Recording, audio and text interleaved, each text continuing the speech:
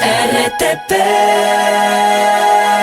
Ítalo Cedeño, exgerente de Petroecuador, muchos puntos que tratar, los nuevos yacimientos de gas en el Golfo de Guayas, beneficios también y ahorros y oportunidades para desarrollar un mercado con generadores térmicos para cubrir el déficit energético, es otra de las preguntas que se hace este panel. Bienvenido a la mañana en RTP, ingeniero, gracias por acompañarnos. Buenos días, Astrid, buenos días a don Ramón y al resto del panel y a la distinguida audiencia de Radio Tropicana. Gracias a usted y qué gusto volverlo a tener. Hablemos sobre los yacimientos de gas. Creo que ese es el desafío más grande y en algún momento incluso lo conversamos sobre el interés de seguir importando gas o comenzar nosotros a explorar y a aumentar nuestra producción como tal. Usted tiene razón.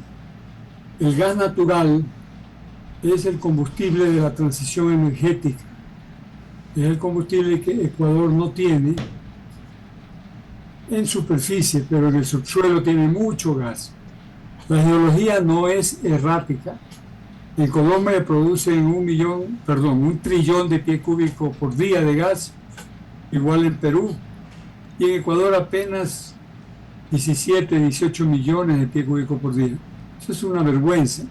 Tenemos el gas en el subsuelo, pero hay que perforar pozos, hay que reacondicionar los pozos existentes, hay que explorar el offshore y podríamos tener producciones de gas muy grandes, similares a las de Colombia y Perú, pero por lo menos en el campo Amistad 100 millones de pies cúbicos por día, que fue lo que diseñó EDC, la antigua concesionaria que estaba en el Golfo de Guayaquil, para las facilidades de producción del campo Amistad, el gasoducto, la termoeléctrica, la licuefacción de gas, todas las facilidades en superficie fueron diseñadas para 100 millones de pies cúbicos por día, porque esa es la capacidad solo del campo Amistad. El bloque 6 tiene mucho más potencial y el offshore, ya le digo, del orden de lo que produce Colombia o lo que produce Perú.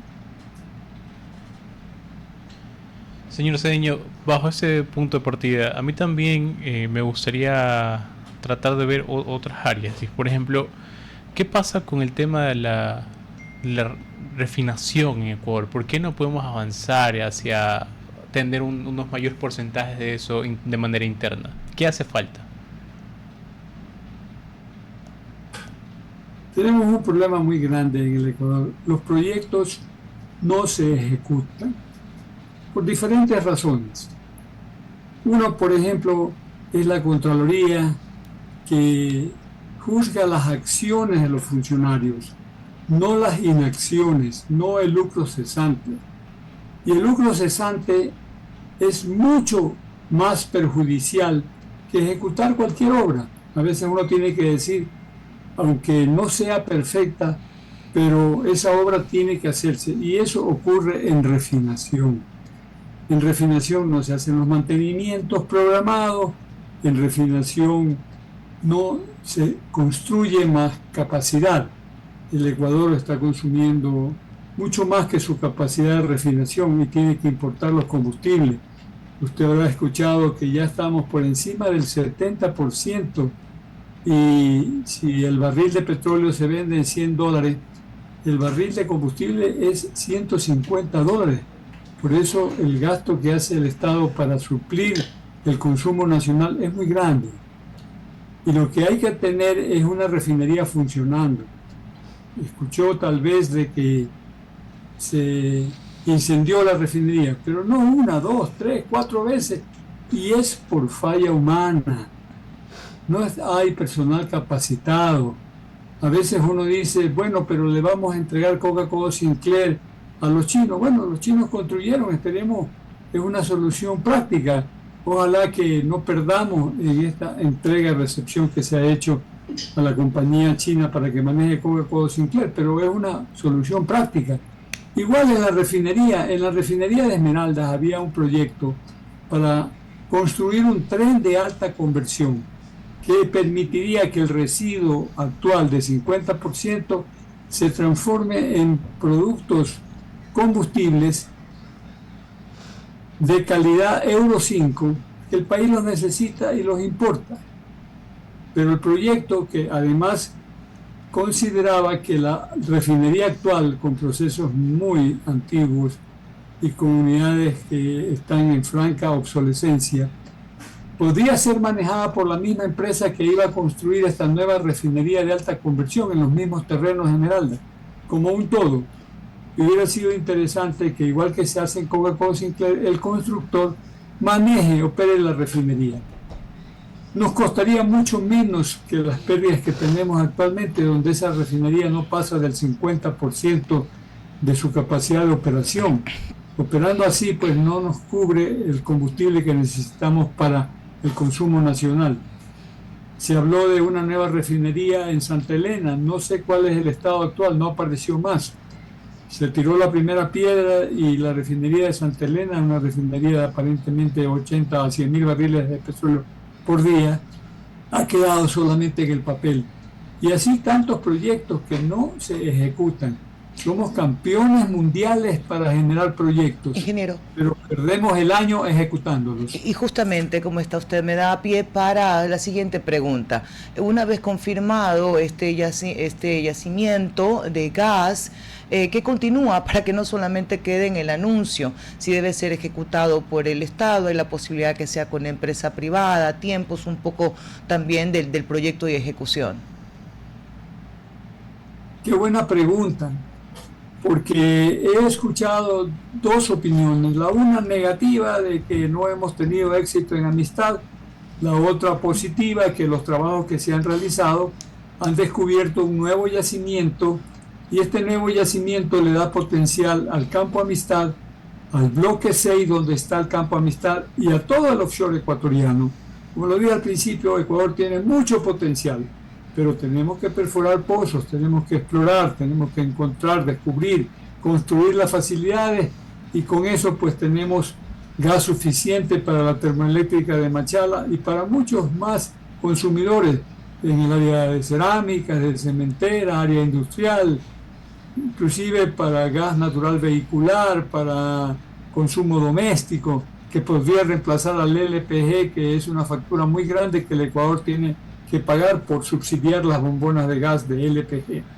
Pero, ¿por qué es que la gente dice sí, el proyecto debe seguir, otros dicen no? Yo soy favorable de un punto intermedio. El proyecto debe seguir, pero con capital privado. Debe seguir con capital privado porque el Ecuador no tiene los recursos. Siempre habrá prioridades en salud, en educación, en vivienda, en seguridad. Y los gobiernos, pues, de turno, cualquiera, todos, van a darle esa prioridad antes que al sector petrolero, al sector hidrocarburífero. Y no hay el dinero ni la tecnología para ir adelante. Lo que ha hecho Petroecuador, un sacrificio de su presupuesto, ha tenido éxito. ¿Cómo no va a ser éxito descubrir un nuevo yacimiento que no solamente es la parte de producción, es la parte de reservas? Esas reservas pues ya son un potencial para que cualquier inversionista extranjero sea atraído por el país para desarrollar ese nuevo descubrimiento en campos que están cercanos dentro del mismo bloque 6 de Amistad o en otros bloques del litoral y del offshore ecuatoriano que tienen el mismo potencial de este yacimiento nuevo que se llama Progreso. El plan original era de acondicionar 4 pozos en Amistad con un presupuesto de $80 millones, duplicar la producción, llevarla a 40 millones de pies cúbicos por día. En esa época, pues cuando se contrató, la producción era 20 millones. La producción actual de lo existente es 17 millones. Y estamos produciendo ya 27 millones con estos reacondicionamientos. Es decir, se ha aumentado 10 millones de pies cúbicos por día. En producción eso es bastante importante, se ha aumentado más del 50%, pero en reserva es verdaderamente genial porque esto nos permite tener un nuevo yacimiento, nueva reserva, nuevo potencial.